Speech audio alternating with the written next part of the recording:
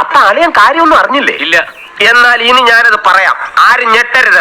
CBI-ലാ ഓർമ്മ വരുന്നത്. സ്വാമി ഒന്ന് നിന്നേ, അങ്ങനെ അങ്ങ് പോയാലോ.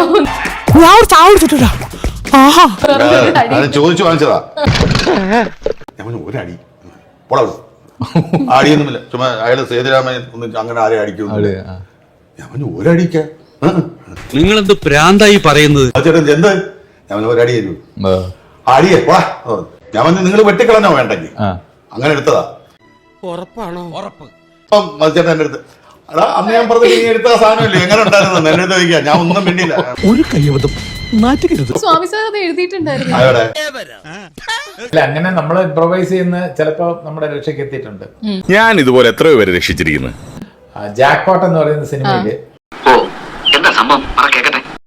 അപ്പൊ അതിനകത്ത് കുറച്ചുകൂടെ ഇമ്പോർട്ടൻസ് കൂട്ടണമെന്ന് പ്രൊഡ്യൂസേഴ്സിന് ഭയങ്കര നിർബന്ധം. കൂടുതൽ സീനില് നമ്മളെ കൂടെ എന്നെ കൂടെ ഉൾപ്പെടുത്തണം. അപ്പൊ ഹരിഹർ നഗറൊക്കെ കഴിഞ്ഞ് നിൽക്കുന്നുണ്ട്, ജഗദീഷിന് കുറച്ചുകൂടെ സീൻ വേണമെന്ന് പ്രൊഡ്യൂസേഴ്സിന് ഒരേ നിർബന്ധം. അപ്പൊ ഞാൻ പറഞ്ഞു, അങ്ങനെ വെറുതെ സീനിൽ കയറി നിന്നിട്ട് ഒരു കാര്യമില്ല, എനിക്ക് ഒരു സീനൊന്നും തന്നാ മതി എന്ന് പറഞ്ഞു. എന്നിട്ട് ഒരു സീൻ ഞാനൊന്ന് എനിക്ക് വേണ്ടി ഒന്ന് എഴുതിക്കോട്ടെ എന്ന് വെച്ചാൽ എന്താണെന്ന് വെച്ചാൽ എഴുതാൻ പറഞ്ഞു.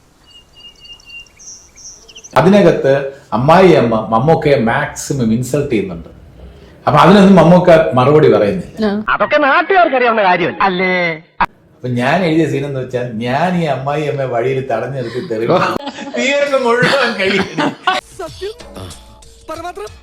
നമ്മള് കയ്യടി വാങ്ങിക്കുന്നത് നായകന് വേണ്ടി പറഞ്ഞിട്ടാണ്.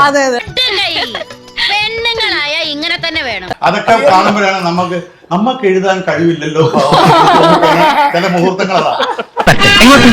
ഞാൻ നടന്നു എങ്ങട്ടെ എന്ന് ചോദിച്ചാണ്.